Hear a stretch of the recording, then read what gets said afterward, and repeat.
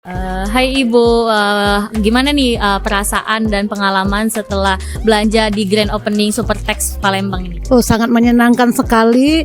Pertama, terlengkap, termurah dan parkirnya besar, terus dekat juga dari rumah kita. Sebelumnya udah pernah belanja di sini belum? Sebelum launching udah sering belanja di sini, memang udah langganan gitu. Oke, ini belanjanya apa aja yang udah dibelanjain hari ini? Sekarang aku belanjanya bahan katun ya sama brokat buat orderan sama konsumen.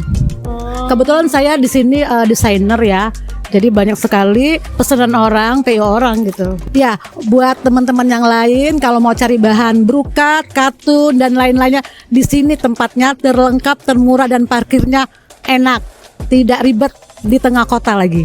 Makasih. Pengalaman di Grand Supertex ini pertama kali belanja, tempatnya mewah, lagi pula nyaman, adem, dingin, enak lah pokoknya. Harganya juga lumayan murah ya dibanding-banding di toko yang lain.